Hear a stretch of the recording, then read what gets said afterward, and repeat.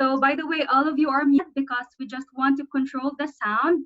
But please feel free to use the chat box. I believe some of you already did, to put on your comments along all over the duration of our webinar for tonight. So tonight's webinar, by the way, is brought to us by CCG Philippines. For those who do not know what CCG is, CCG is a leadership search and development organization where we equip people to the best of what they can be and help them about entrepreneurship skills. So every night, except on Wednesdays, we have 8 p.m. habit. We call it 8 p.m. habit, or we have series of webinars where we talk about different topics and invite some of our successful leaders and speakers all over the country. And this evening, Thursday evening, is our crash course, the Reinvent series. But before we'll go to that main topic for tonight, we'll do some shout outs. We would want to know what you do and where you're from so that we could welcome you to our webinar. So I'll read some of your comments. By the way, we are also streaming live on Facebook and YouTube. So welcome to our viewers in Facebook and YouTube. So I'd like to read some of your comments before we'll start. Rumina says, good evening, everyone. Excited to learn from Cebu City. We have also LJ Tan. Where you're from, LJ? What do you do? We also have Laika from Quezon Province. Delio Nebsan from Baguio City. We also have Lilibet Sigampong from Davao. So as we can see, we are from different parts of the country, Luzon, Visayas, Mindanao. So to all the Bisaya, magandang gabi. Tagalog, magandang gabi. To all the Bisaya, good. Maayong gabi. What is Bisaya for magandang gabi? And good evening. We also have Beltran of Flaminia Realty from Cebu. Welcome to our webinar. Evelyn Kayublit from Pasay City, Newport. Any more comments? Have Dante, welcome. Irma Tabanao. We also have an engineer from Cebu City, Aris Corpus. We have Dr. Ruel Tolentino, surgical oncologist from Quezon City. We have Chanda Uy from Bukidnon. We have Titos Manuel, IT and data privacy practitioner from QC. So anyone outside the country, because we are streaming online. Sabina, student from Marikina. We have LG Tan, is businessman from Manila. Thank you so much for that comment. And we have Mark Kevin Dairo, a civil engineer from Pasig, saying good evening, everyone. And Taleb Insurance from QC. I believe there's a lot more comments coming. I'll just read some. We have Trisha Sidenio from Quezon Province, medicine student from Dr. Well. Wow, excited to learn new things tonight. I believe we are all excited, Trisha. And we have Ayan from Cebu City, maayong gabi. Gina Kimbo from Cebu City. So guys, keep your comments coming. We'll just maybe read some of those comments later, but I will not take much of our share and speakers' time for tonight. I believe all of us are very excited to learn about selling is human. So our speaker and sharer have graduated with honors from Fordham University with a degree of visual arts in New York. He was a writer and photographer from various lifestyle magazines before venturing into digital commerce. He has a passion for empowering people in entrepreneurship and equipping them in leadership. And now he's one of the sought after youngest business speaker who has spoken in business events across the Philippines, Asia, and the United States. And our speaker is the co-founder of CCG Philippines. So, friends, please help me welcome Mr. Ryan Fernandez. Hi, everyone, and Hello. hi, Ken. Yes, Ryan, go ahead. I just want to make sure that everyone can hear me and see me. Could you just kindly comment in the chat box so I know that I'm ready to start talking? I know some of you are watching from different parts of the Philippines and possibly even outside the country. That's really awesome. I hope you're all doing well and that you're safe on this hopefully quiet Thursday evening. And hi as well to all of our friends who are watching us on Facebook and on YouTube. You know, it's really awesome what technology has done for us, even if we've been divided and locked down. Social media and technology has really allowed us to connect like never before. And for those of you who are attending something like this for the first time, I especially want to welcome you because each week we tackle a different topic on leadership, on business, on personal growth that you can hopefully apply in your life, in your career, in your business, which is why we love to call this the Career Crash Course.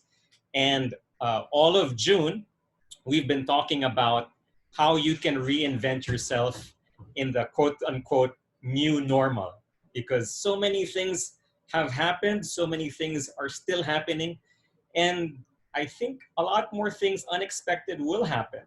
And that has disrupted lives, careers, businesses, and many people are choosing to reinvent themselves today. I'll give you some examples in a bit. And we love to talk about books. My book tonight actually is a New York Times bestseller. I want to share with you some ideas I've learned from it by rereading this book during the long quarantine from ECQ to GCQ or whatever status we are right now. And I'll talk about that tonight. And hopefully you can find it of value and something that you can share with other people. So tonight, my topic is called Selling is Human, the surprising truth about moving others. So just quickly, I want to check if everyone can engage with me. I don't want this to be a one-way lecture. This isn't supposed to be like that. You can comment all you want in the chat box. Pwede kayo mag-comment.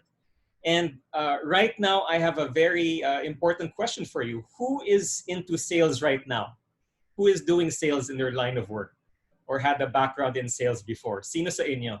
Can you comment in the chat box? Just let me know what kind of sales you used to do or you're doing right now, whether it's insurance or cars or you're selling kakanin on Facebook, because I've got friends doing that right now. I just want to know who's in the room and who might this actually be relevant to. So we've got somebody saying, Osang says medical insurance. Caroline is saying real estate. Aldous is saying insurance sales. Christy, real estate. And Brian is saying real estate and non-life insurance. So he's in two different categories. Jerry is also in non-life. Caleb is in insurance. Joy is in real estate. Margarita, that's Meg, is in the marketing department of a bank before. Yeah, that is selling for sure. Lilybeth is selling insurance, car, house, life. I think that's very important right now to have peace of mind and security, especially with what's happening every day. You don't want to get caught sick and then not have anything to cover your treatment. So anyway, I think we're in a good crowd tonight. And I think the rest of you who aren't replying, don't think that you're in sales. You're doing something else. Well, I want to discuss that with you. We're going to journey tonight on how sales has changed, how it's continuously evolving, especially now that everything we're doing, 99% of what we're doing is happening online. Now, first things first, I want to ask you another question. When you think of the word sales, what is the first word that comes to mind? What is your first reaction when you hear the word sales or selling or salesman. So be honest. There's no wrong answer here. I just want to get your thoughts, and please chat in our chat box. Commission, products and services, opportunities, influence, makulit, products, production, money, profits, proposals, quota, network, quota. Okay, somebody, three people already said quota. Product selling, referrals. Uh, okay, so we've got a variety of different pushy. Okay, we've got a variety of different, I don't know if you can call them descriptions or adjectives or nouns that we've attached throughout the years to the idea of selling. And uh, you can actually paint a picture by putting together those different words. I'd like to share with you my impression of sales because it goes all the way back to my childhood. Okay. Does everyone see my screen? You should be seeing right now an entire collection of Charlie Brown's Encyclopedia or Snoopy Encyclopedia. Why am I showing this to you guys now? Well, once upon a time when I was, I think, in grade 2 or grade 3, I distinctly remember a salesman ringing the doorbell in my house and being allowed to enter and presenting to me and my parents this whole collection of encyclopedia books. The Gen Zers in the room are asking, ano yung encyclopedia? It's what came before Wikipedia and Google, okay? And it was a collection of 15 books on the topic of science, health, nature, inventions, physics. I mean, things that are important to us, science and math and all of that, but taught to me by Snoopy and Charlie Brown. And I remember this because I love these books and I couldn't stop reading them even as I grew up. I don't know where those books are right now. I hope we still have them. I'd love to read them again. But what really struck me there was how vividly and how skillfully the salesperson sold us these books. And that person really did a good job. He didn't just sell us one book or two books, he sold us the entire collection. And he was followed throughout the years by other types of salespeople. People who'd come to our house to sell vacuum cleaners, all sorts of gadgets. There was a time when we bought a bunch of different furniture from traveling salesmen. And then technology kind of changed, and then it became TV shopping, and we continued to buy exercise gadgets and kitchen appliances from TV shopping, and so on and so forth. Now we're in the era of online shopping, especially now because everything is virtual. We can't really go out the way we used to. Suddenly, we have to buy our groceries online. We have to buy our gadgets online. We have to buy our everything online. And one of the things that I want to share with you, I think this needs updating for sure, is that last year, January, according to the Philippine Statistics Authority, PSA, from our population of 109 million Filipinos, 41.4 million were actually employed, you know, gainfully employed. 7.2 million of them worked in the service/sales sector. Okay, it's the service/sales sector. So you might be part of that. I don't know, but it's a lot of people. And chances are that means of the 41.4 million who are employed, about between 1 and 2 out of 5 Filipinos who are employed make a living from influencing others to make some kind of purchase, to buy something, whether it's a physical product or a service or an idea, somewhere in there. In the States, it's about 1 out of 9, 1 out of 8 Americans. Now, the question is, what about the rest of us? Well, I want to share you some screen caps from my own Facebook. For example, we have a selling page in our subdivision which is so filled with so many goodies right now. And everyone and anyone is selling all sorts of stuff online. So this is my neighbor who is selling Kaliskis empanada, chicken, flaky, buttery, savory goodness. Free delivery. Free delivery. Our village is locked down. We don't allow outsiders to deliver food inside. Hanggang sa gate lang. So people who found themselves without, their traditional livelihood or their traditional business was disrupted, were able to adapt by selling all sorts of other things. So this neighbor of mine is selling empanadas. Another neighbor of mine is selling special espasol ni Lola, first come, first serve basis. Almost every day I get to order from one of my neighbors some kind of lutong bahay. It's so yummy. We don't need to have, Food Panda or Grab food delivered to us. We're self-sufficient in a way. This is in our Viber page. We've got neighbors who are now selling shield masks, face masks, kids masks, quesong puti cheesecake. I think I'll try this tomorrow. It looks so good. Ube queso de bola cheesecake for Father's Day. Chilled cheesecake using ube halaya and queso de bola. Okay? Wow. So if that's not getting you hungry, you may not be a human being. I'm just kidding, okay? But so many people have shifted. I want to share this page. This is a page called Good Pata, where they cook crispy pata, as you can see. This page was actually set up by my cousin and his wife during the lockdown. His wife works for one of the big airline companies.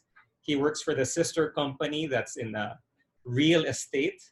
Their livelihood kind of changed during the lockdown. Thank God they're resuming things, but they decided, you know what, we have to be creative. So they decided that, hey, one of us is good with cooking, another one of us is good with marketing.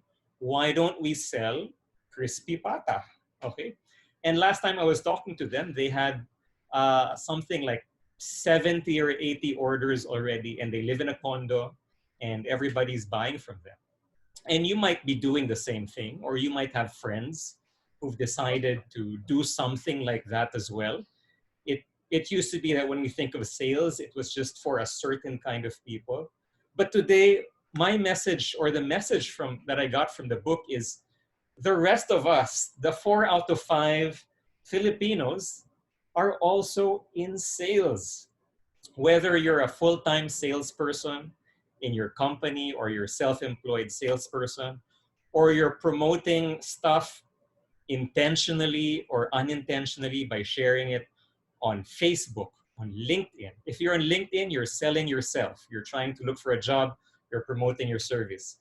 If you're on YouTube, you have your own YouTube channel, you're selling your status as a YouTube creator or a celebrity. Same with Instagram. TikTok. Honestly, I don't know the value of TikTok, that puts me in a certain age category already, okay? But I don't get TikTok. Doesn't mean TikTok is bad. A lot of people are doing TikTok. What is the point of TikTok? Well, I guess you just have to research it. But people have so many followers. It's like the next big thing, or it is the new big thing. And whatever way that you communicate with other people, whether you're selling a product, you're pitching an idea to your boss, you're trying to get your coworkers to agree on something, you're a parent and you're teaching values to your children, you're a teacher and you're trying to teach kids. I used to be a high school teacher. That was my first job after college. I was teaching English in one of the private schools here in Manila. Or you're a doctor. And I know we have some doctors watching us tonight. You're trying to sell to your patients the idea of a healthy lifestyle or healthy habits. And those are, in a way, forms of sales. At least the author I'm sharing from is arguing. We're all in sales today, even if it's not a physical product that you're selling. You're trying to influence others to buy into something that you believe is sincerely valuable, that can help them in their life. And it's a very new paradigm. Many people still think that sales is something for a specific kind of person. The ones that you were describing, the pushy ones, the makulit ones, the ones who are chasing a quota. I want to argue differently that all of us are in one kind of sales or another today. So I'm going to pause and read some of your comments and see if there's something you wanted to pitch in. Aldi says, selling myself to my wife is one of my best accomplishments. Absolutely. If you're married, or at least in a long-term relationship right now, you've actually sold to your partner the idea of being together through thick and thin, for better or for worse, through sickness and through health. And that's a very tough sales pitch. So if you're able to marry someone, that was a very important sale of your life. Maybe the most important sale of your life. Okay. Sales is a noble profession, says Aldi. Okay. Rico says, puro carbs yun ah. I'm sorry, Dr. Rico. I just had to share. These are the things that my neighbors are selling. They're very delicious. We don't eat them every day, but we love trying new things. And at least we're doing intermittent fasting. Okay. Uh, no return, no exchange. Okay. For marriage, I hope so. That's the whole point. No return, no exchange. So uh, I'm going to be sharing from a book called To Sell is Human. The author, Daniel Pink, is a prolific writer. He's had a lot of best-selling books. If you've been reading books during this lockdown and it's been keeping you busy, you may want to pick up one of his books. We've had friends in the community who shared before on The Adventures of Johnny Bonko, which is a career book. I actually read that after I graduated college. It was a big help. And this is actually a New York Times bestseller. To Sell is Human: The Surprising Truth About Moving Others. Daniel Pink's definition of sales is moving. It's not just physical selling stuff. He calls it moving. And today we're all moving to other people. The question is, how are you moving and who are you moving to? Okay. He says, some of you no doubt are selling in the literal sense, but all of you are likely spending more time than you realize selling in a broader sense. Pitching colleagues, persuading funders, cajoling kids. Like it or not, we're all in sales today. So whatever you're doing, this talk is actually relevant to you and to the people that you live with. For example, some things have changed though. For example, if you wanted to buy gadgets before, or you wanted to buy a car, you had to go to a vendor, like a car dealership or a gadget store. And you couldn't have any other choice. You had to trust their information, because where else would you get information anyway? This is in the old days before the internet. And back then, the advantage was on the seller.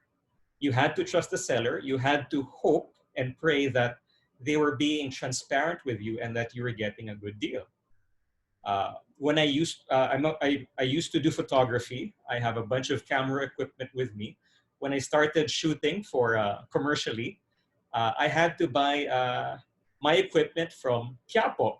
And that was the only place where I could buy equipment. I had to trust the vendors. I didn't really have a chance to compare prices online. There really wasn't Facebook yet back then.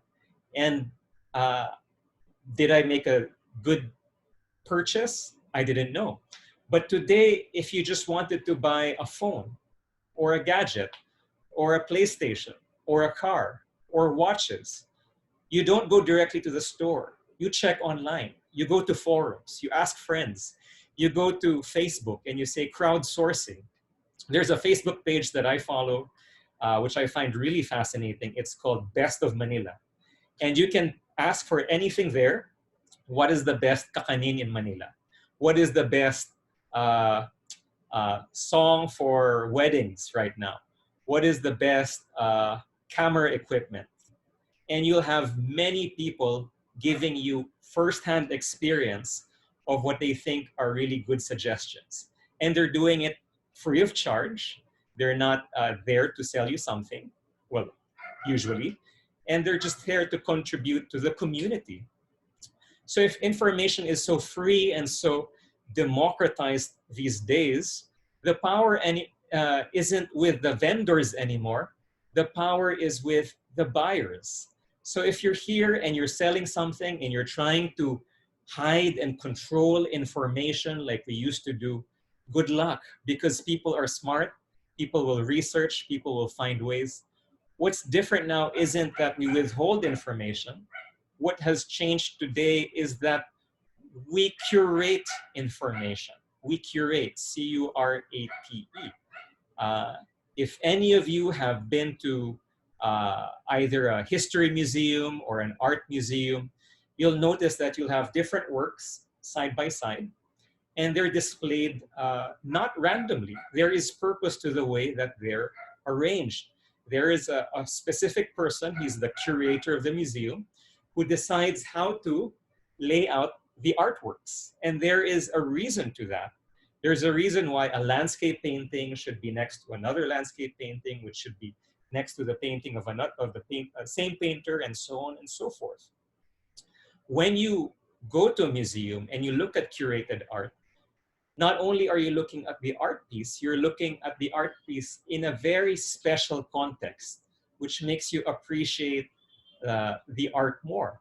My degree was in visual arts. We went to so many museums. We had to analyze so many artists, and we learned so much that not only is it important to have good art, but to actually lay out it in a very important way. Siva Devaki, who is an IT CEO, says sales is not about selling anymore, but building trust and educating. And today, that's what we're doing. We're curating information. And what I want to share with you is some of my key takeaways from the book.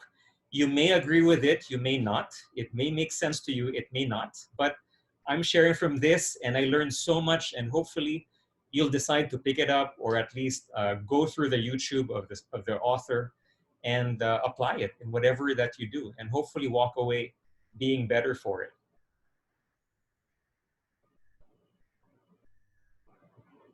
Yeah.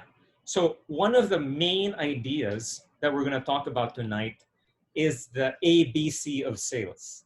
There is a movie in the US, I forgot the name, but it's about a salesman. And what he teaches in the movie is the ABCs of sales. And the ABC means always be closing. Everywhere you are, if you're a salesperson, everyone you meet, everywhere you find yourself, you need to be opening your mouth, you need to be talking, you need to be selling to someone. That kind of killer, cold-blooded instinct from that movie. If some of you know that movie, Osang says Jerry Maguire, very close, but not Jerry Maguire. It has, I forgot his name. He's a very famous actor. Anyway, you can research it. What Daniel Pink is sharing is that was the old ABC. He is sharing with us now a new ABC, something that's applicable today because of social media, because times have changed. Wolf of Wall Street, says Caleb, close, but maybe it was mentioned there, but the first time it was mentioned is in a movie from the 90s. So it's a much older movie. But if someone can find out, that would be awesome. I'm completely blank. Okay. Alec Baldwin, yes. Yes, Puela, the movie with Alec Baldwin. I think they're in real estate or some kind of sales, and he's like their top boss, and he's very aggressive, he's very unforgiving, he gets angry with his people, and he says on his chalkboard, always be closing. And that's changed. What Daniel Pink is saying is that there are a new set of ABCs. And instead of always be closing, our new set of ABCs is A is for attunement, meaning to say you're in sync with the person you're talking to or communicating with. B is buoyancy. Buoyancy is when a boat can float or not, how floatable something is. Clarity is letter C. Clarity is how much can you make sense of different information, the curation part. So attunement, buoyancy, and clarity are the new kinds of ABCs. Now, what do I mean by this? Well, let's start with attunement. This is a quote from Theodore Roosevelt. Sorry, my text got funny when I opened it in PowerPoint. He says, Theodore Roosevelt is a past president of the US, and he says, nobody cares how much you know until they know how much you care. So often we jump into information. We love to talk about benefits, features, perks, why this is something that is important to our customer, our buyer. But how often do we stop and actually listen to them? How often do we actually sit down and really connect with them and find out who they are as a person, and if what they're looking for is really something that we can help them with? And in my line of work, I do coaching, I mentor people in entrepreneurship. I'm also into digital commerce. This is so important when you work with people. More than how good you are with sales, more than how good you are with technical stuff, people skills, caring for other people. That's absolutely number one. Even if you're in a different field, whether you're in IT, you're a doctor, you're a parent, you're a teacher, whatever you are, caring and empathy is absolutely crucial, especially today. So when you talk to other people, do they know that you care? Or do they only know that you're out to offer them something and you're trying to get them to become your customer? Uh, I want to pause and try and exercise with you guys. I don't know your setup at home, but this is a suggested exercise that you can try. In Amazon, the company, the website, the founder, Jeff Bezos, has a very interesting uh, quirk. When he has big meetings, when he has his big board meetings with his team, with his advisors and all of those people at Amazon, he actually leaves one empty chair in the meeting. And people were curious why there was one empty chair, until Jeff Bezos explained that that empty chair represents the customer. That represents their market. And every time he looks at the chair, it helps him with all the decisions that he makes, because it makes him remember that the customer should always be number one. And I think some other companies have copied it. Some other businessmen have also duplicated the idea of an empty chair.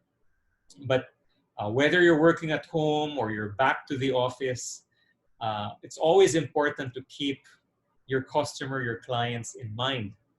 It's really them who you're serving right now. So who is in your empty chair? Who do you want to place there? When you're thinking of your presentation, when you're practicing, when you're trying to think of your own pitch, or to see if your new marketing campaign is going to work, why don't you put an empty chair next to you or in your table and look at that chair and refer to that chair? How would that imaginary person feel and react and respond to whatever you're thinking and saying and the stuff that you want to pitch? So I think we all have chairs. So that's something I learned from the book. Yeah, yeah. Yep, it's an empty chair. That's a very advanced learning, no? The empty chair. Okay, so how do you attune yourselves to others? Daniel Pink has 3 suggestions, and I think these are things that we can all do. Number 1 is use your power by reducing it. What he means by that is, so many times we want to appear superior to our customers. We want to appear as the all-knowing one. What he's saying is that rather be relatable instead. Today, like what we said, information is now on the side of the buyer. They have choices. They can go online, they can talk to their peers, they can compare prices and all of that and benefits. But if they like you and they can relate with you, that's something that's very, very useful. Secondly, he says, Empathy is important, but also use your brain. He calls it perspective taking, your ability to place yourselves in the position of the other person. When you're offering something to your customer client, are you just thinking of your next pitch, your next rebuttal when they have a when they contradict you, or they have a nanghihinayang sila, or they have something contrary to say? Nanggigigil ka lang ba to say your next rebuttal? Or are you really listening and trying to put yourself in their shoes? A third thing that he's suggesting is to mimic strategically. I put the icon of a monkey there because it made me realize, I remember the old saying, monkey see, monkey do. And I found this interesting because sabi niya, in science, in social science, when you begin to mimic what the person you're talking to is doing, eventually, uh, subconsciously, your brain wavelengths in a way begin to align, and the person begins to think of you as somebody in his side because you're beginning to act like him. So before the lockdown, I used to have a lot of coffee meetings and talking to people. Uh, if they drank from their coffee, sometimes I'd also drink from my coffee.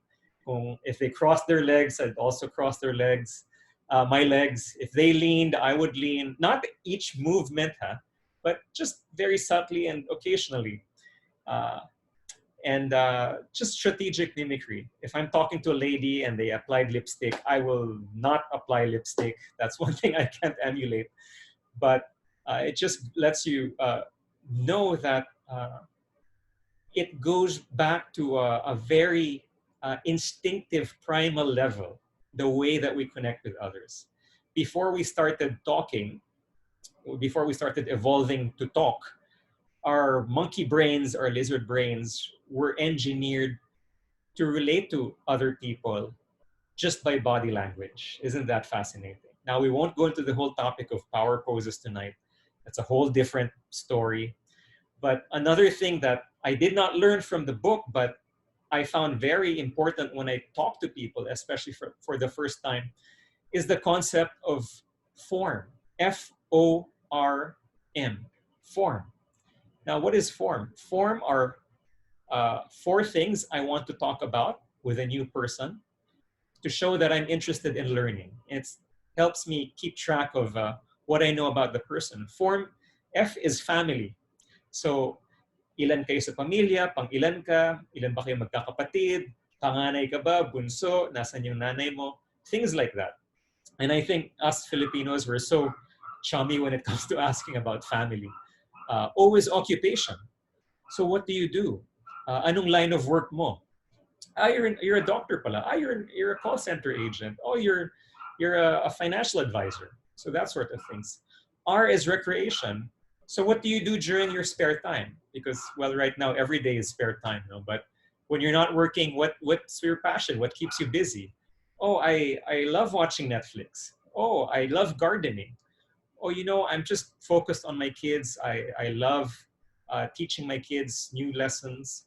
Maybe that's their recreation. M is mission. What are the things that matter to them besides career? Maybe they're passionate about the environment. Maybe they're passionate about animal rights. Maybe they're passionate about a certain circle of people in society that they want to be able to promote and uplift and take care of. So I find out that when I talk about form and I talk about them, subtly they begin to realize that, you know what, it's nice being heard for once. It's nice being able to say my side of the story and have somebody listen. I don't do it to manipulate. I just use it as a handy guide to keep track of the things which are important to other people. So that's just me. You might have some other kind of code or cheat sheet that you use, but for me, that's been super, super helpful. So B, we're moving to letter B. B is for buoyancy. How long should you try until, says Jim Rohn. And some of you know of Jim Rohn. He's another writer. But think of buoyancy as a boat. Think of yourself as in that boat. And one of the big fears of people when it comes to sales is rejection. Daniel Pink says that when you're in sales, you're not in a pond of rejection. You're often in an ocean of rejection. You'll encounter a lot of no's in your career. And uh, if you're, can you comment right now if you feel that rejection is one of your worries in sales? I want to find out. If you feel the same way, please comment. Personally, it's been one of my biggest fears growing up. I've always been afraid of people saying no to me because I always felt it as a very personal rejection of myself. But you know what? Uh, it's just a matter of perspective. And Daniel Pink has some suggestions to help us bounce back from rejection. In fact, the faster you bounce back, the bigger your career will be, the bigger your business will be, not just in sales, but in life in general, because we'll all encounter rejection sooner or later. The person who avoids rejection really is the person who will have trouble growing because it's just part of life. Uh, Marie says the feeling of nothing being able to close the sale. Yep. Nessa says yes. Arwin says not so much. Good for you, Arwin. Caleb says yes. Ken says yes. Juricel says yes. Aldi says yes. Yeah. Someone's asking, is this a free webinar? Yes, this is actually on YouTube and Facebook Live as well. Yeah. So rejection is a very important topic that he talks about. I heard of a saying before, successful people are never down. They're either up or getting up. So they're rising back to the occasion. And oh, my text is kind of weird, but I hope you can read through that. I'll just say it out loud. Here's my second exercise for you. And maybe I'll pause for 2 minutes to let you process it. Grab a piece of paper right now or on your phone, have your notepad or whatever open, and write yourself a rejection letter. Who are you rejecting? Yourself. Imagine you're applying for a job or you're proposing a product or a service to your ideal imaginary client. Now write a rejection letter saying that thanks but no thanks, basically. How would you write it? I'm so used to getting those kinds of rejection letters. Back when I was in college, I started to apply for a part-time job. And I had so many dreams. I applied for an animation company. I applied for an art gallery. I applied for a language school. I applied for a babysitting part-time job before.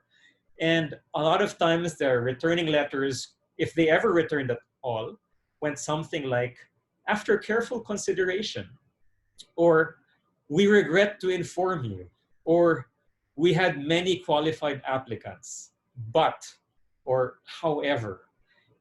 You know, if you've been sending a lot of resumes, you're quite familiar probably with this kind of generic reply, and you can tell, ups, this is actually, they're turning me down. So I want to give you 2 minutes to just write down a very simple rejection letter to yourself. Masaklap ba? Baka may hugot pa yan. Write down the reasons why you're rejecting yourself, for whatever reasons those are. If some of you would like to share them, kahit 2 sentences lang, you can actually type it in the chat box, and I'll zip my mouth for 2 minutes and let you type or write away. And let's see what some of you have written.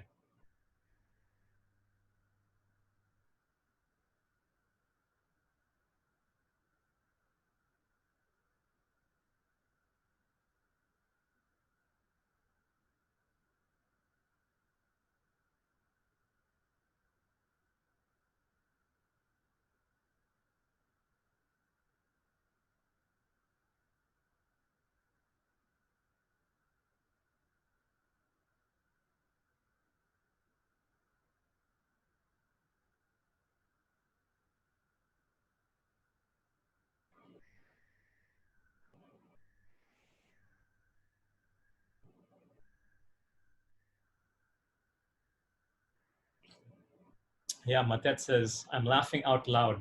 Yeah, it sounds silly and it will be silly, but uh, to prepare yourself for being rejected by others, according to the author, try out and reject yourself first. Okay. Uh, no reason to be extra mean to yourself, but just make it believable, however that means to you. So, yeah, Trisha says, I'm sorry to say that you didn't make it to the list of our blank. Yeah, that's a good template. So, whether you're applying for a job or school, we've all been there. Some of you are maybe thinking, rejection letter from a loved one. Mm. uh, let's not go there. Pero masakit, no? Masaklap. LJ says, he remembers Jack Ma's KFC story. Yeah, there are a lot of rejection stories from successful people. Jack Ma is one of them. Imagine that. Imagine if Jack Ma was accepted to KFC. Would he have invented Alibaba? We don't know. Walt Disney was also rejected. Uh, I think Oprah Winfrey was rejected at one point. Many famous people actually encountered a lot of rejection. Uh, if someone here is a Harry Potter fan and can tell me how many times J.K. Rowling was rejected for her story ideas before pumatok yung Harry Potter, yeah. Aldi says, it's not you, it's me. That sounds like something from a uh, romance movie. Caleb says, thank you for showing interest with us. Unfortunately, we cannot accommodate you right now due to the current situation. Absolutely. Sometimes it has nothing to do with you, but more to do with things beyond your control.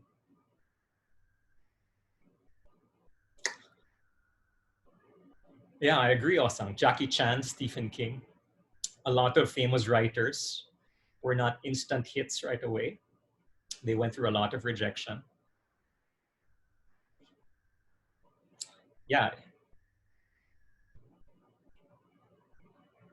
Puella says, sorry, you did not meet whatever criteria. When you already do, please come back and apply again. Isn't that the most, safe answer? Yeah. I'm glad you guys are game to do this. I tried writing a few for myself and I felt so hurt and I was like, how dare I reject myself? Okay.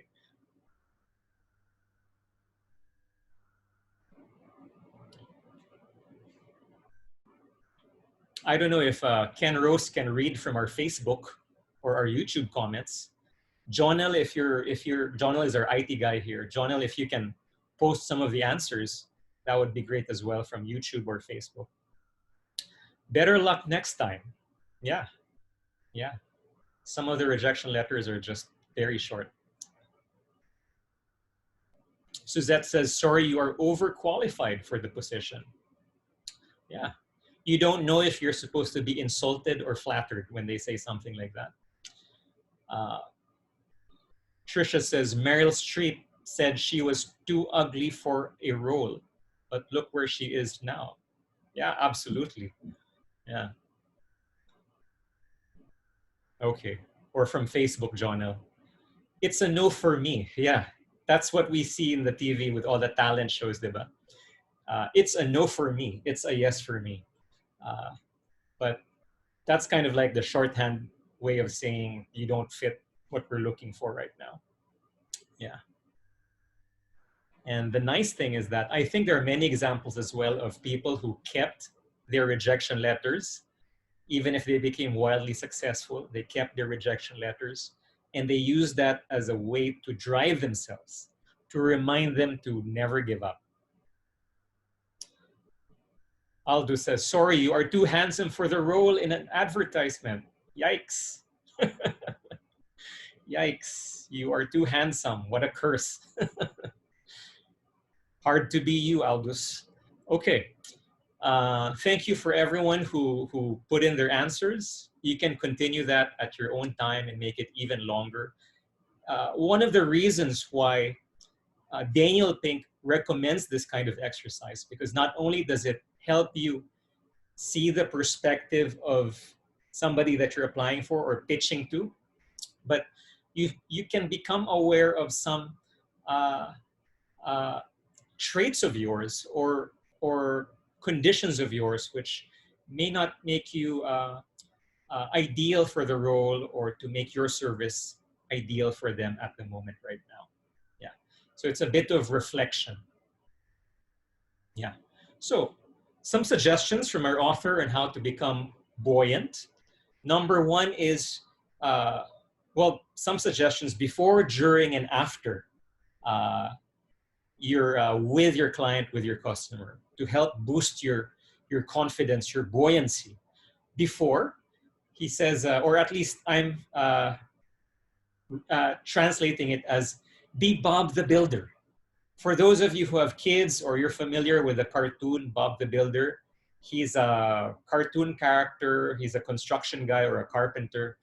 And each episode, he is asked to handle all sorts of construction projects. It's a show for kids. And his tagline is, can we fix it? Can we fix it? What Daniel means by this is that usually what we do to pep ourselves is say, you're the best. You can do this. You're amazing. You're this, you're that. What he's suggesting is that also ask questions like, uh, how are you going to succeed? How are you going to get them to say yes? How are you going to uh, uh, win them over this time?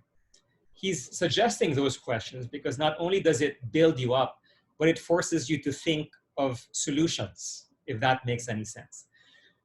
The second one is during, is to have a healthy dose of positivity. I think we all understand why he says this.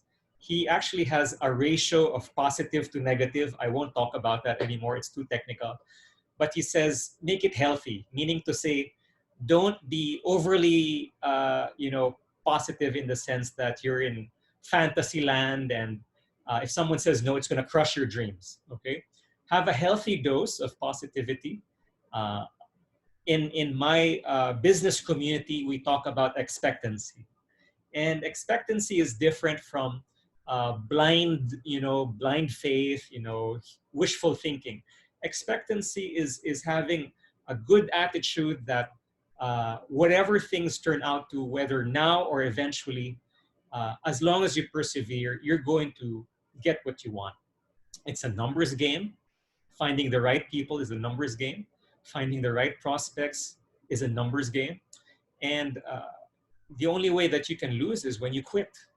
So as long as you don't stop finding prospects, tuloy-tuloy pa rin yan. So don't quit. And thirdly, his third and last suggestion is the importance of self-talk. How are you with talking to yourself afterwards when you've been rejected? So somebody said no to you, somebody turned you down, whether politely or impolitely if you felt that way. And you're feeling down. We're human beings, so you feel down. Ask yourself 3 questions about your situation. Is it pervasive? Ibig sabihin, paulit-ulit ba to? Are people keep on saying no to you?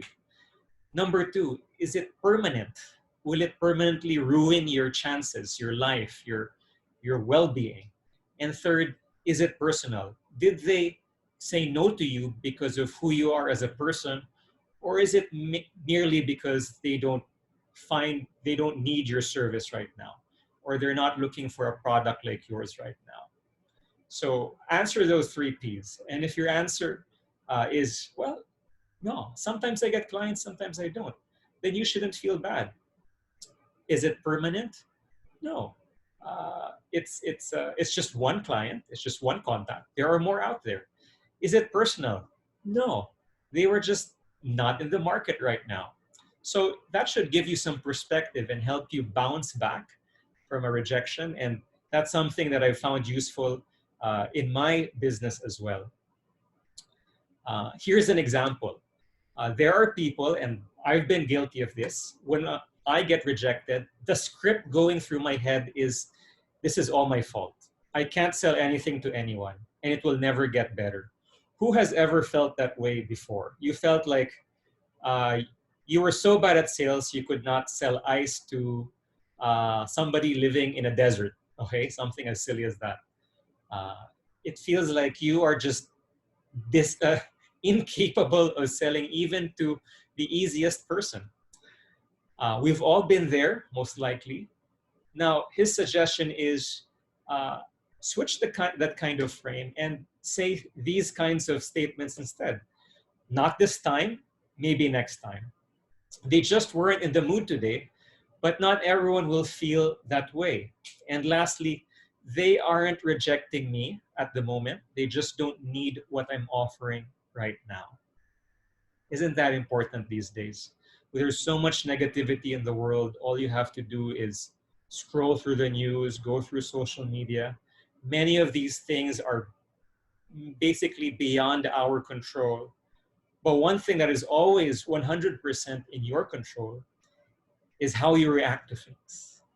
Your choice, your decision to react to bad things happening to you and to your life is 100% in your control.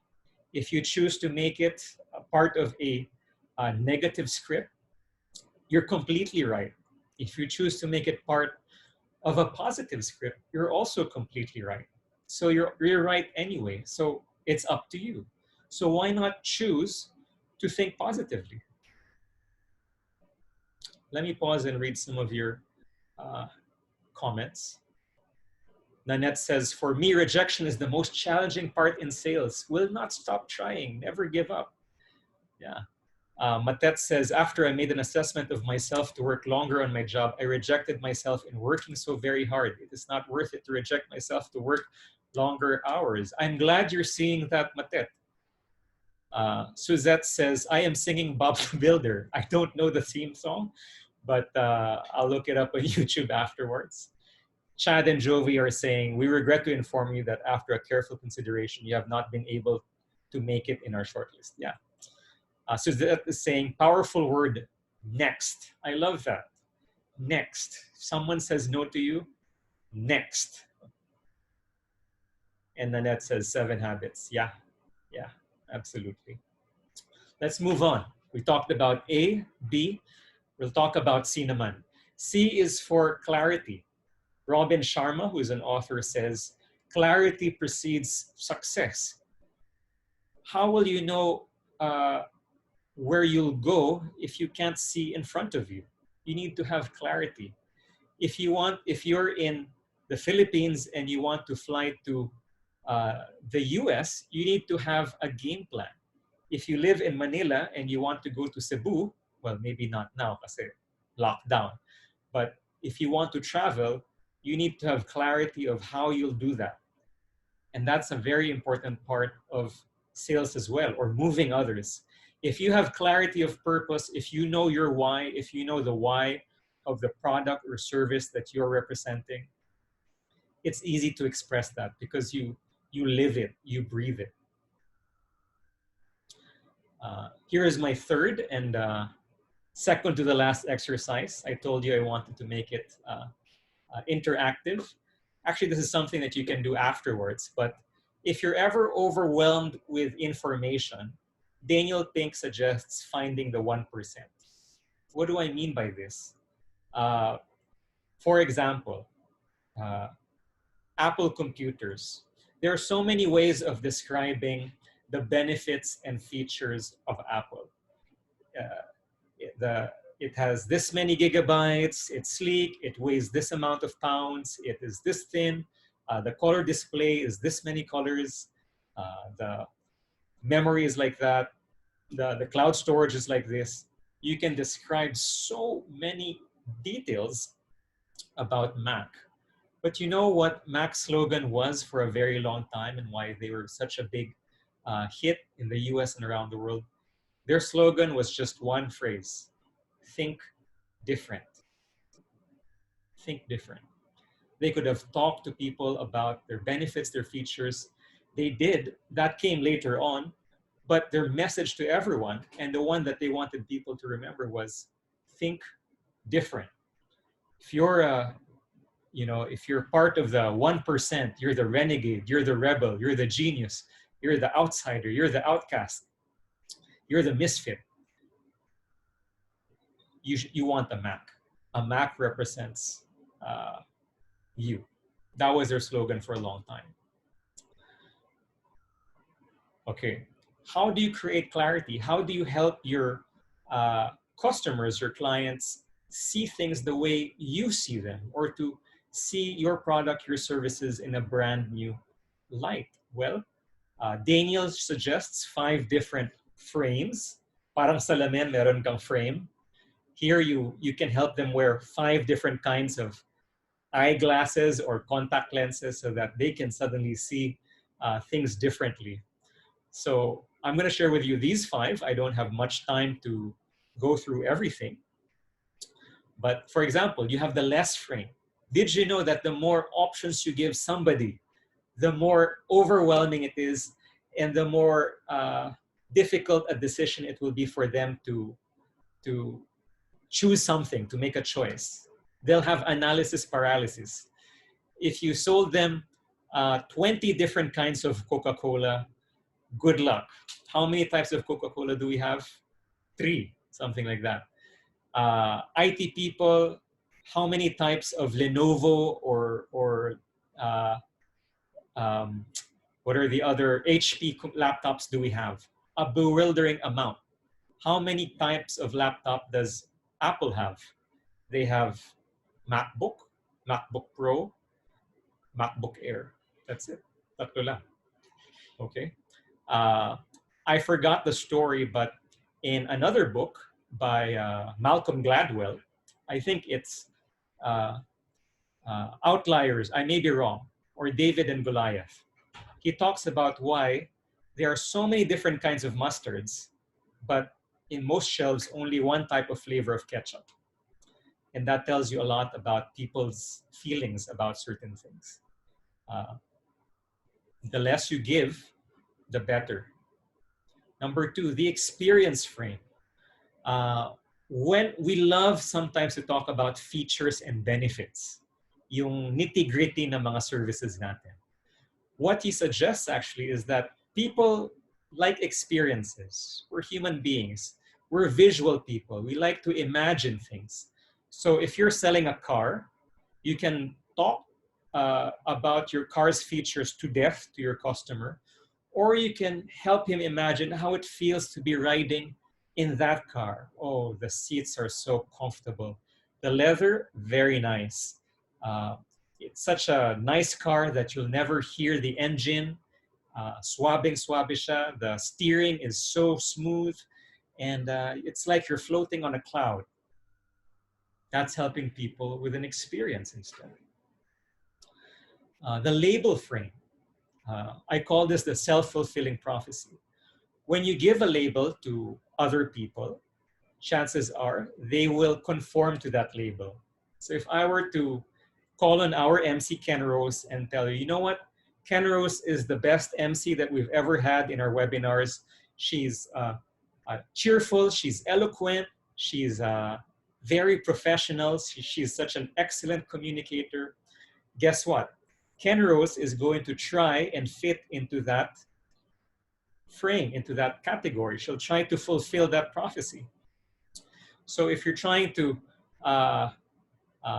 tell your client, you know what, I've worked with, you remind me of some other people that I used to work with or who've I've serviced before, and you all strike me as very kind, very discerning people. You're focused with your family. You want the best for them. You're conscious about your finances. You're very responsible.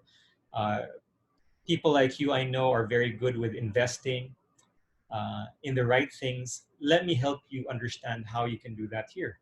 So chances are it makes them feel good and they're going to try and act it out. Number 4, the blemished frame. I've heard this so many times. The saying, it sounds too good to be true. Has anyone received that kind of remark from a prospect or customer or client? Interesting, but it sounds too good to be true. It's the skeptic in all of us. And what Daniel is saying is uh, nothing is perfect. Obviously, nothing is perfect. Some things are close to perfect, but nothing is perfect because behind everything is a person, and people are, we're not perfect. So, what he suggests is instead of perfection, go with transparency, a little bit of transparency, and share one, besides the good things that you're offering, share one little quirk, one blemish, as he calls it, that's part of your product or part of your feature. Uh, uh, this laptop is really top of the line. The performance is nothing like you've ever seen before. This is perfect for people who like to be able to edit cutting edge videos, and do excellent graphic design and all of that. But to be honest, it's not for everyone. Uh, the price point is really for people who are serious about their craft. You're transparent, you're leveling with them, you're managing their expectations. And if anything, the person you're talking to might feel like you're protecting them, you're helping them out instead of trying to get them to just go along with whatever you're saying.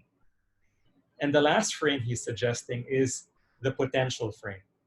I've been watching a lot of Netflix during the lockdown, at least when I have time. And I've been watching a lot of stand-up comedy. And one of the ones I've been watching is Jokoy. Have you been watching Jokoy, on Netflix? Funny guy, a lot of Filipino humor, and I just find it really entertaining, and not for kids though, but very entertaining guy. I noticed that when it comes to Jokoy and to other of the younger comedians, the way that they're pitching them is Jokoy, he's gonna be the next big thing, or this comedian, uh, he's the greatest act you've never heard before. What does this mean? People are more interested with potential and promise than accomplishment. Knowing that something or someone is the next best thing or will become popular soon, it feels like you have insider knowledge and you'll be first in line. So, for example, if you've been watching mga talent shows, whether Filipino or from the US, America's Got Talent, Filipinas Got Talent.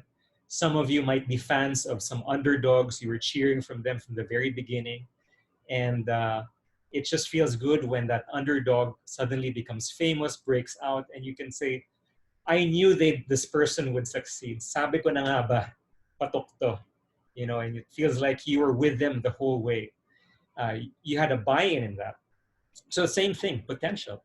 Uh, People like the idea, the notion that they might be part, or they can participate in what's going to be the next trend or the next big thing, or something that's rather than something that all of its success has already passed them by. Okay, I'm not saying that's bad, but what we're talking about is just perspective about helping people see things in a different way. Yeah, like a promising star, says Mateo. Absolutely. Ian says, it's a great tip. Aside from edifying accomplishments, we can also edify potential. Absolutely. Some of you know the concept of edification. It's no different. Edification is when it's a biblical term, you promote other people rather than promote yourself. Because psychology-wise, do people believe you when you promote yourself? Ken Rose did an amazing introduction for me. I could never do that for myself. Ew, yuck. Who am I to sound like that? But she can introduce me properly. And I can thank her and promote her at the same time. And that's something that we practice in our business community. The art of promoting other people instead of binubuhat mo yung sarili mong bangko, if that makes sense. Yeah. Edification. Yeah. One of the things I found very useful when you want to empower other people, promote them in front of a third party or be the third party. Okay, we're gonna move along. Have an exit, sabi ni Daniel Ting. He says, after your pitch, help your customer, your client find a way to do action steps. So it's not just about thinking clearly, but offering clear actions. So for example, you want to sell people the idea of vaccination. It's not enough to tell people that there's going to be a vaccine drive. You have to also tell them that the vaccine drive will be on this day, in this place, at this time. And that's, it increases the chances of people actually going and doing that thing that you're asking from them. So always have a next step. In all the business actions that I do, I always offer a next step. After talking, it's not like, oh, see you na lang online, or mag-text na lang tayo. No, there's always, and our next step will be blank. You don't have to give 10 next steps, just kahit one lang. That's my own, that helps me. Just one next step, okay? Yeah, a call to action. Yeah, so one last thing before we move on is finding out their why. Many reasons we love to bombard people with the things that we do, are the benefits, the features, we talked about that. But when they respond and we don't know what to make of it, what then? You don't know how they're feeling. In the book, the suggestion is to ask 2 questions. And this actually caught me off guard because I thought it would go a different way. Question number 1, after doing the sale, doing the pitch, showing the business plan to somebody else, ask them on a scale of 1 to 10, how excited or how ready are you to do blank? Okay. Having seen all of this, having seen the benefits, having seen the business plan, the marketing plan, on a scale of 1 to 10, how ready are you to take the next step, whatever the next step that you offered is? Is it a 1? Is it a 10? Is it somewhere in between? That means it's not subjective. Meron siyang quantitative ranking. So how do you feel? Okay, just like a customer satisfaction form, from 1 to 10, how satisfied are you? Here it's how ready are you to take that next step, whether it's a purchase or signing a contract or getting membership. How ready are you? Yeah. Aldi says calibrating your client. Yeah, I love that word. Here is what caught me off guard. The second question. Sabihin natin, sinabi nila, I'm feeling a 6. Diba? Most people parang they want to, middle ground. I'm feeling a 6, a 7, maybe a 5. Usually, our natural reaction is to say, bakit 6? Bakit hindi 7? Bakit hindi 10? Diba? Parang we want to upgrade them to a higher score. Here's what he says, no? His follow-up question is, why didn't you pick a lower number?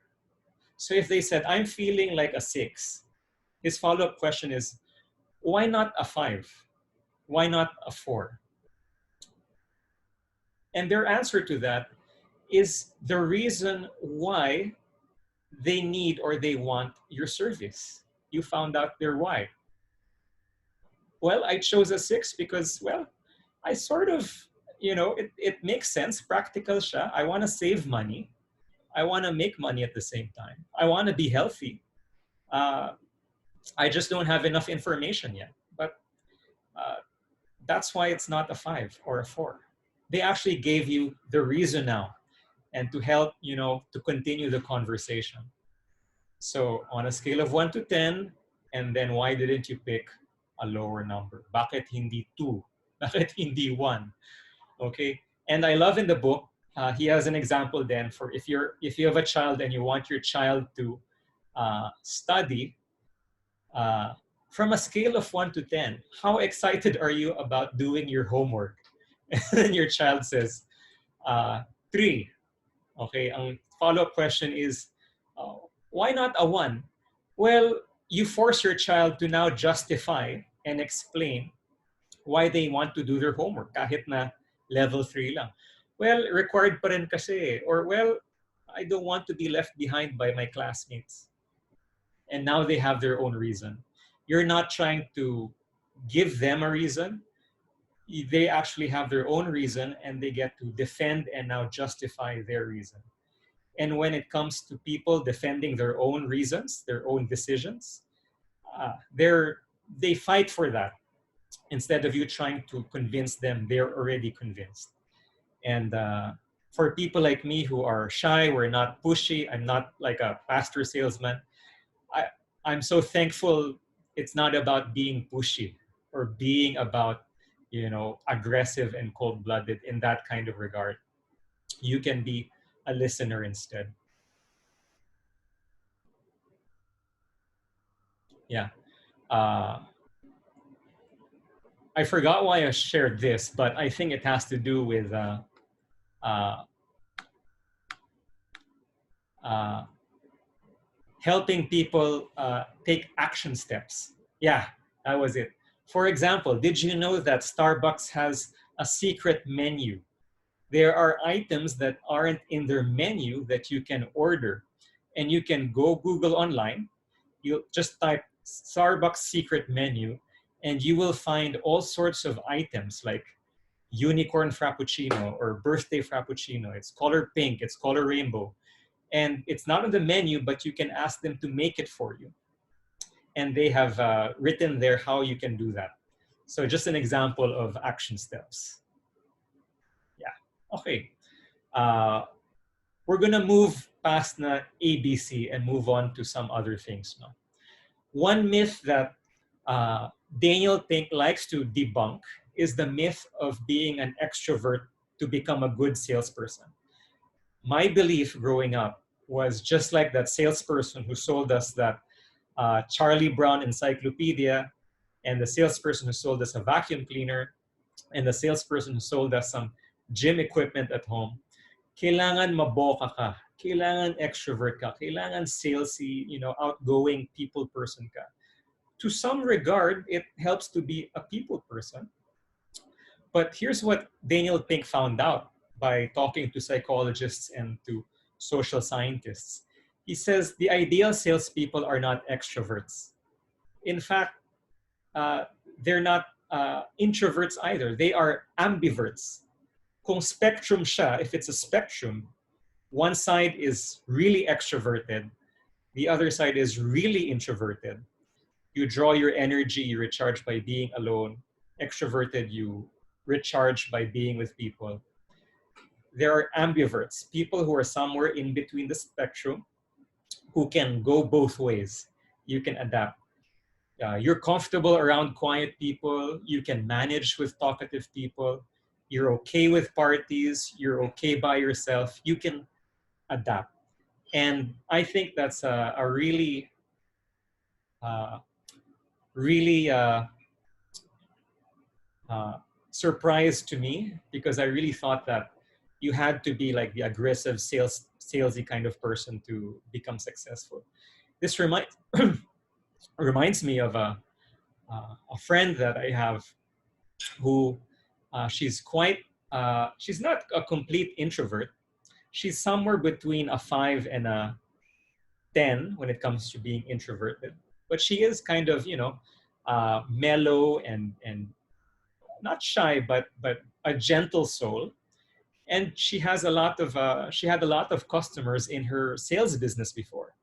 And I asked her, you're not like hard selling anything. Bakit ang daming namimili sa'yo, and why do people, go to you? And sabi niya, I think it's because they don't feel pressure. They're not afraid that I'm going to sell them something. They're very at ease. They're very comfortable with me. And they know that I'm not going to make them feel guilty or, be pushy with them. And it made me think, wow, this person is so good with sales, and yet she's the opposite of the stereotype. And that made me start thinking. And then I read this. Are you an ambivert? There are many quizzes online. I wish we had time to do that, but we don't. So yeah, you can do the test and find out how you rank. Okay, I'm gonna wrap up with 6 pitches from the book, and then that's it for me. Okay, Everyone knows of elevator pitch. 30 seconds, you know, you're able to pitch your idea to other people. Sabi ni Daniel Pink, there are now 6 successors to the elevator pitch, and we'll just make it very quick. Number 1 is the one-word pitch. When your whole slogan, your whole tagline, your whole motto is just one word. And sometimes that's powerful. For a while, sa UAAP, the tagline of Ateneo was believe. Okay. Another example is Obama when he was running for president. One of his pitches was just change. And that meant a lot to many people. Another example is resist, which has been an ongoing symbol for many movements who are trying, you know, have to do with, you know, defying political oppression and many things like that. So one thing that you may want to try is write a 50-word pitch about your business, your service, and then once you've done that, meron namang word count yung mga programs ngayon, try to chop it down to 25 words, then trim it down to 6 words, and then finally choose only one word from the 6, which really describes your pitch. That's one example.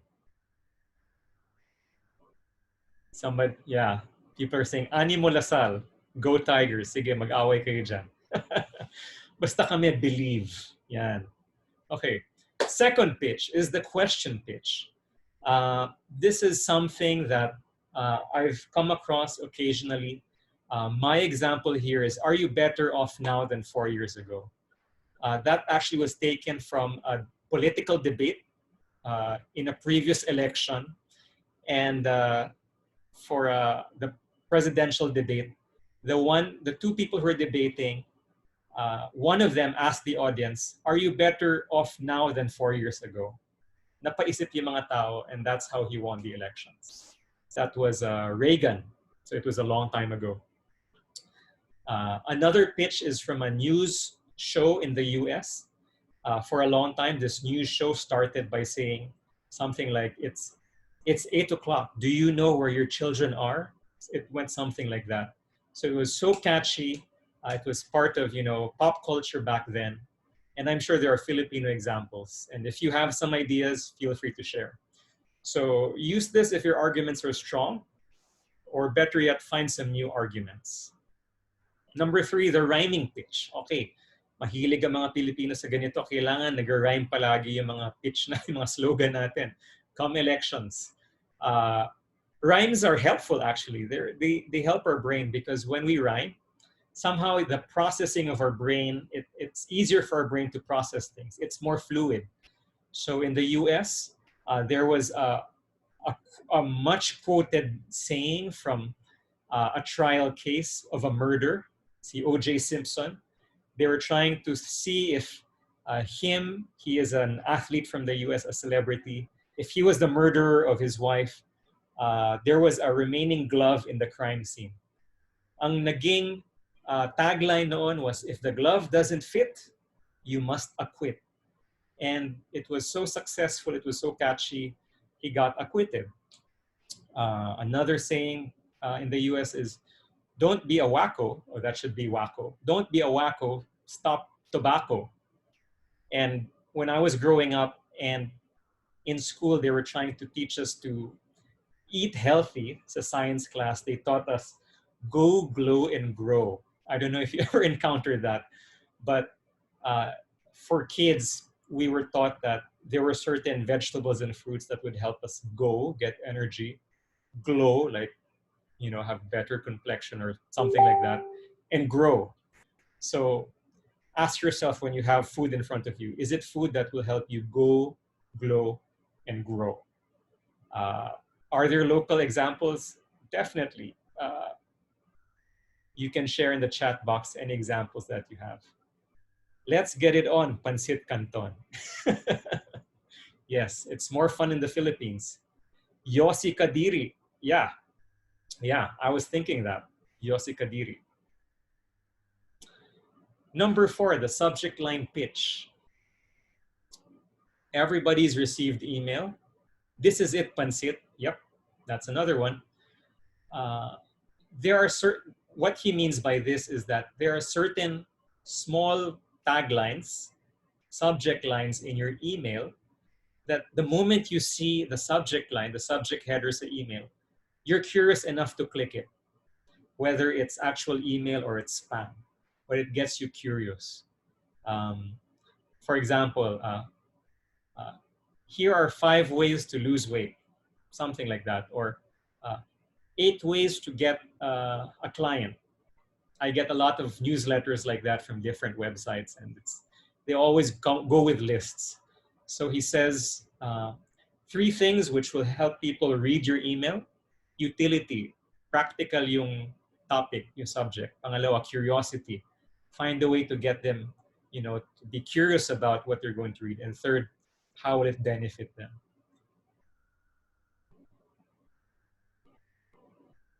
The top 3 secrets to wealth creation. Yep, things like that. Number 5, this one I really love because for many of us, we're children at heart. It's the Pixar pitch. What was the last Pixar movie that you watched? Type it in the chat box. I want to know. Maybe you've been watching Pixar movies during the lockdown. He says that every Pixar movie is basically the same. The script, the storyline, they're always the same.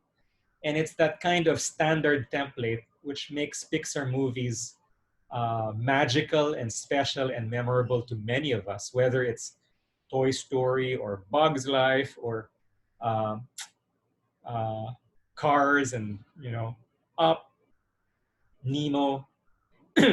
Every Pixar story starts this way. Once upon a time, blank. Every day, blank. One day, blank. Because of that, blank. Because of that, blank. Until finally, blank. Okay? What is in the blank? That's you to fill up. Here's an example from Pixar. Somebody said Finding Nemo. Finding Nemo's story, part 1, goes something like this. Once upon a time, there was a widowed fish named Marlin who was extremely protective of his only son, Nemo.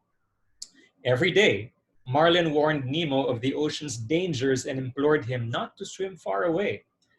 One day, in an act of defiance, Nemo ignores his father's warnings and swims into open water. Because of that, he is captured by a diver and ends up as a pet in the fish tank of a dentist. Because of that, Marlin sets off on a journey to recover Nemo until finally Marlin and Nemo find each other, reunite, and learn that love depends on trust. And that, ladies and gentlemen, is Finding Nemo. If you've never watched the movie, I am so sorry. I just spoiled it for you. But does everyone see? This is the story of Finding Nemo, and it fits perfectly into that template. And he says the same thing for Up, for Cars, for The Incredibles, for Toy Story. It's all the same. So what's the point here? You can make your own your pitch based on the Pixar template. If you're going to present to an audience, if you're going to present to a client or to your boss, to your colleagues, you have a presentation, you can make it something along these lines. Once upon a time, the founders of my company got together and they decided to create a business opportunity. Every day, they were thinking of ways to build that opportunity until one day they realized that they should be empowering other people in business. Because of that, they created a whole line of goods and services to help other people be in business for themselves. And because of that, their business grew into a multi-billion-dollar company that's 61 years old and counting, until finally it's reached all around the world and it's helping impact lives in a very positive way. And that's the beginning of a story from Pixar. No, that is the story of one of our partner companies, actually. And it fits perfectly into Pixar. Okay? So during your spare time, whatever you're doing, try to maybe play around with this. Also for Star Wars, also for Disney. Yep, yep, absolutely. And lastly, it's the Twitter pitch. So this is the sixth and last pitch that uh, Daniel Pink talks about. Short, sweet, easy to retweet. That's Twitter for you. Gone are the days where you can write essays long about your product or in an email. People want things bite-sized and they want things shareable, share-worthy. So let me share with you some of the most shared tweets. For example, the first tweet is Barack Obama winning the elections. It's a picture of him hugging his wife. His tweet, 3 words, 4 more years. Yep, 4 more years. That got 568,000 likes and 900,000 likes from other people. Anyway, I know it was in the millions, but um, yeah, Twitter, kasi for those who don't use Twitter, Twitter used to limit you to 140 characters. Now it's 200 characters. So in that kind of limit, you need to be able to say something catchy, something that people will remember and want to share. Another one is something from a few years ago from the Oscars. If only Bradley's arm was longer, best photo ever. And then it has a groupie of all of these celebrities. Alam ko, ginaya na yan ng maraming mga Pinoy celebrities, no? 3.4 million people retweeted this. Yep, 3.4 million. The third one I found very fascinating. We can't read it, it's in Japanese. The guy is Yusako Meizawa. He is a billionaire in Japan. And what did he post? He posted that if you reply to his tweet or reshare his or retweet his post, the first 1,000 or 10,000 people or something like that, 100 people, he's just gonna give like $1,000, just as like a social experiment. And you can see 4.51 million people started to retweet this, hoping that they could get a piece of his wealth. And I think today his posts are still one of the most retweeted posts in Twitter history. You don't need to have a Twitter tweet worth millions and millions of followers and posts. But what if you could share a message that's very simple, very elegant, rather than something that's very long and clumsy? So those are his 6 pitches. Tamang panahon, yeah. Yeah, that kind of hashtag got really used a lot. Okay. We're wrapping up now, and with all of these things that we're sharing, one thing that Daniel Pink wants to remind people, this is what it means to serve, improving another's life and in turn improving the world. When he thinks of sales, he thinks of it as serving, as service. If you're thinking of sales and your perspective is, how am I going to earn from these people or this person? How am I going to earn from my friend? Sabi niya, that's the wrong perspective. You should be thinking instead, how can whatever I'm doing, whatever product I have, whatever service I have, whatever opportunity I'm representing, how can that sincerely help the lives of the people around me? And when you have that kind of attitude, that kind of mentality, that you really want to help other people instead of benefit from them, then it carries across. It feels different, and people can sense that because you have joy, you have enthusiasm, you have an uplifting spirit, and those things are infectious. Okay, those are infectious, and people sense that and they feel that, and they want to be with people who can also lift them up. So in anything that you do, even if you're selling bibingka, even if it's just, your lola's relleno, if you can do that with joy, and you think that you're actually spreading joy and helping other people, then you're actually serving and you have the right heart for what you're doing. So as we wrap up, I want to leave with you 3 questions because this is very important. Tonight might be finished, but our webinars happen nightly, and you'll want to stick around and find out what's happening tomorrow evening. I've got 3 questions for you. Number one, how will you now apply what we talked about tonight? How will you apply it in what you do? Second question, in what ways are you moving or influencing others today? Maybe you're sharing funny memes you're actually selling. Maybe you're sharing cooking recipes with your friends. That's also selling. Maybe you're resharing or retweeting somebody else's business. You're also selling. And last question is, what if, what if you could earn from helping others make the right decisions? So often when we share and, in social media, we're just sharing because it's fun, because, it's just for just for laughs sometimes, or natutuwa lang tayo with the videos or the articles. But what if by sharing certain things you can actually benefit the lives of others sincerely, and that could actually become a business for you? So I'm getting ahead of myself, but that's going to be a topic happening tomorrow evening. I'll let Ken Rose talk more about it, but I'm so happy to have shared some things that I read from this book, reread it. This is going to be a third time I've read this book again. And wherever you are, whatever you're doing, I hope you stay safe and you take care during these times. And hopefully when things are back to normal, whatever normal means anymore, we'll get together and talk some more. So maraming salamat, and back to you, Ken.